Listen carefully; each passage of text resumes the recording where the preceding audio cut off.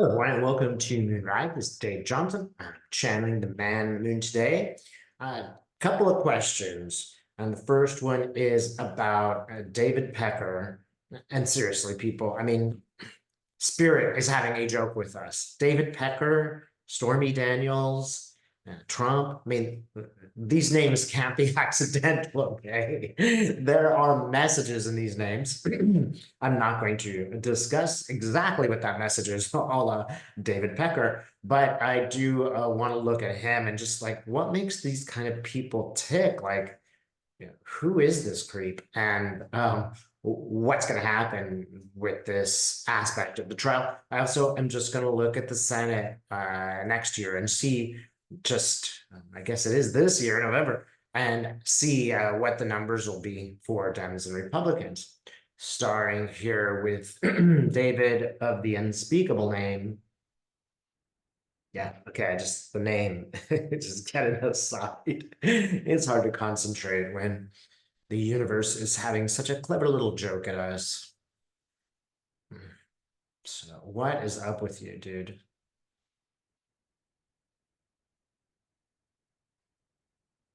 Mm. Well, there's that kind of person in high school who will just do anything to get noticed. No, they'd love to be the football captain, they'd love to be class president, but nobody really likes them in those ways. They are more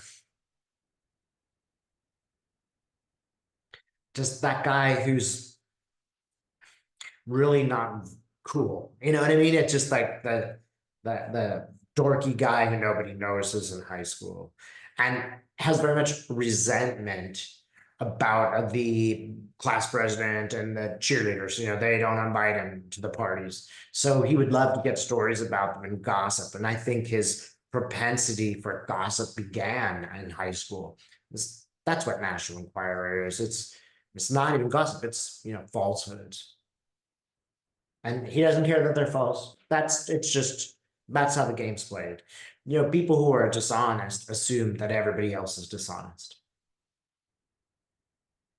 And people who don't care assume that everybody else doesn't care. So what are you doing?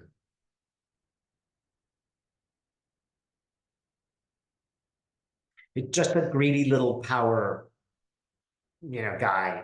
He's just petty and greedy and just as sort of mundane and gross as you'd imagine. He's just that nasty person. It's about him. And I just want to take a look at regarding uh, Daniels and the other playmate. I guess her name is McDougal. Just, I see David Pecker really wanting to get in with the power. That is, he believes that he could legitimize his work, legitimize, be in the group of people that wields power. That's where he wants to be, just as he had power over others and actors by printing or not printing stories. He wants to have that greater power to really control aspects of the government. It's just a higher layer of he wants to be respected, and this is how he thinks he will become respected and be a big power player. Yeah, he actually believed like if Trump won again, he'd get a cabinet position. And it's just the old adage, never trust a man who smiles when he shouldn't be smiling. Let's see, what are you going to do with those people? It's a sort of strange thing. He doesn't judge anyone in a way. I mean, there is a positive side. He doesn't care what these women do for a living or anything else. He does not judge them. It's like a man who has no moral compass, and I don't think those women should be judged at all. But he just has no moral compass. He doesn't think Trump is good or bad. He does not care whether Trump is good or bad. He cares about himself and being an unethical person and making money. So did you do it? Heck yeah, he did it. Look, he's just admitted this in court. This is an open and shut case. He has literally said Trump did it to win the presidency. And that's the only issue here. Did he do it to protect his family or did he do it to win the presidency? Well, Pecker just said the answer. So, the trial basically is over. Hmm. So tell us more. He is pointing out that he is afraid. He is a bit afraid, and the only reason he came to court was because he was afraid of the consequences of committing a crime. Cohen went to prison for similar crimes. Now, as we look, what are you thinking about this trial, David Pecker? Well, he's sort of embarrassed because his old friend Donald, he's had to expose. So he is one of those, what do they call it? Consigliere, one of Trump's mafioso assistants who's turned against him. So he is worried. He doesn't think that Trump will win. He wouldn't have done it if he thought Trump would win, because Trump would, of course, punish him afterwards. This is interesting. So Packer thinks he's going to lose. He's a bit afraid. He's afraid of the judge. He looks at the judge, and as he looks at the judge, he perceives the man he is. That is a better man than they are. Let's see. What else do you think about this judge?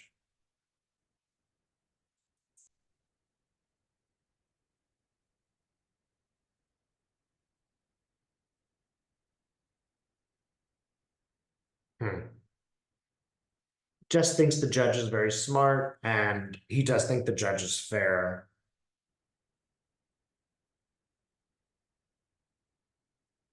So let's just see anything else the judge himself will say to us. I just see him pounding the gavel saying, enough, enough, enough. It's like, Donald, keep quiet. Stop doing that. I've given you 10 instructions to say you can't attack the jury like that. Can't attack people like that.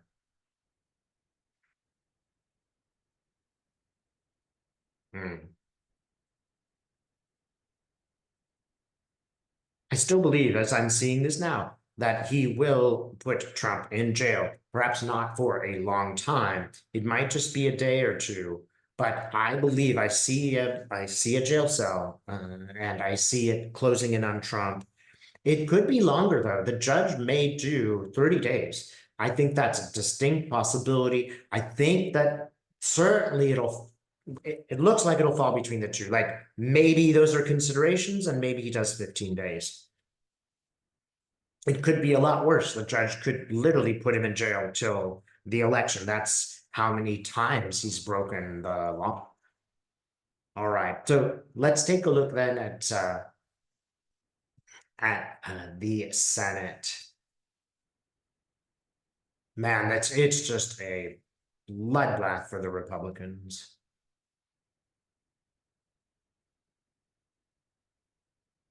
Hmm.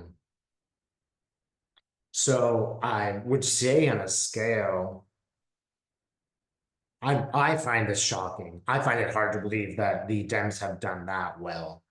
But I'm looking at maybe a quarter to maximum a third Republicans in the Senate. So let's see, is this a House of Reps? Yeah, that's just the Senate. Yeah, they've done very badly. Let's look at the House of Reps.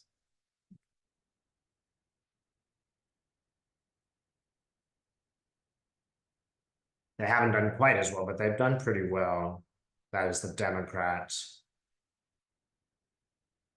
And I think it's better than 60-40. I think it might be like a 65-35, maybe 62-38, something like that. I just want to see, like, if I mean, I'm hoping these people are strong enough to get rid of the corrupt Supreme Court members. You guys going to be that strong? Seeing a couple of the, pretty lefty members of Congress. So AOC, for example, she's definitely leading a charge. So is Omar. And one thing that I do feel like is that the situation in the Middle East, she is confrontational a bit. And that this will make somewhat of a difference that won't be an automatic to give money to the Middle East. There'll be some steps that need to be taken. There'll have to be some negotiation before they get any of the money. These senators, they can really hold things up and change things around. I think the most important thing they'll be able to do is put forward environmental regulations. So they really should have a car that says, like in 2 years, it got to be 60 miles a gallon, or you can't have a car in the United States. That's literally all they would need to do to encourage technology and would benefit our societies. So are you guys going to be strong enough to remove those Supreme Court justices?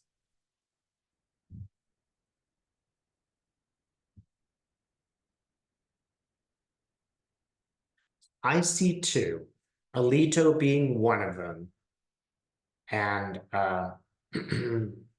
Justice Thomas being the second.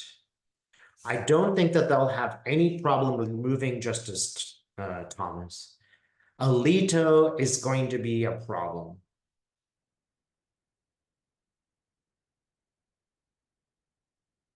They're gonna People are a little embarrassed by Thomas. He's not making the Republicans look good. Now they don't want to get rid of him by any means, but when push comes to shove, they'd rather get rid of him.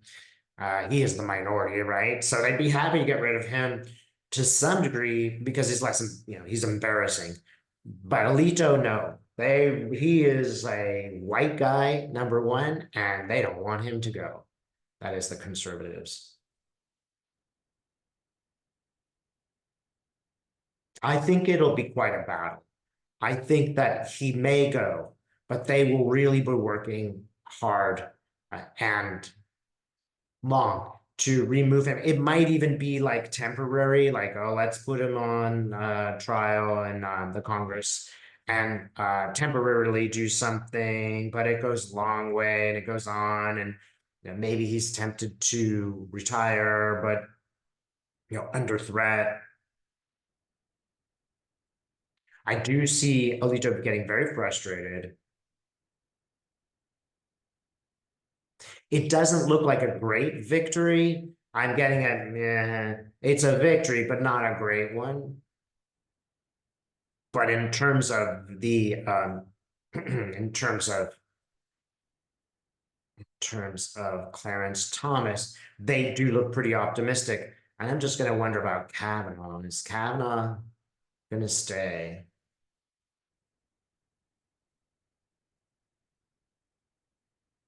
They're thinking, they're just kind of going, what can we do about Kavanaugh?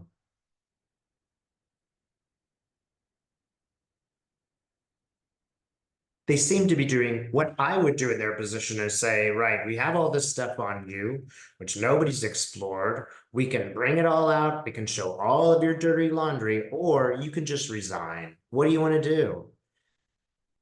It won't work per se, but it'll put pressure on him.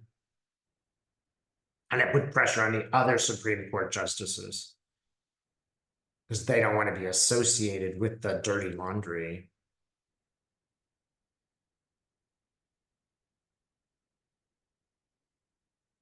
But this could go on for some time.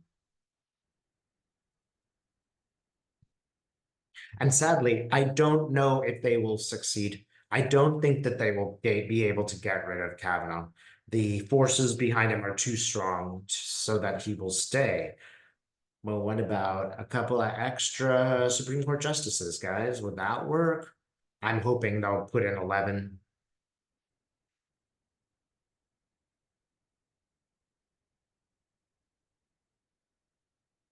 Catania Brown, and I know I messed up her name.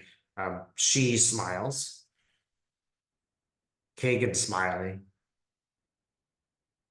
I think this is the most likely case scenario, that they will get rid of Clarence Thomas and put in someone to the left, and then they'll add two more so that the Supreme Court will be numbered at 11.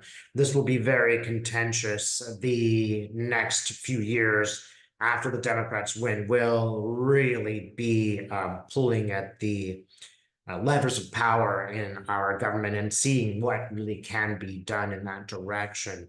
It won't be an easy time. That is, the stress that we're all feeling isn't going to go away when the Dems win, but it is going to be a necessary movement. We need to explore how to get rid of corrupt members of the Supreme Court, etc. So it will be a sort of strengthening of the left as they take some power.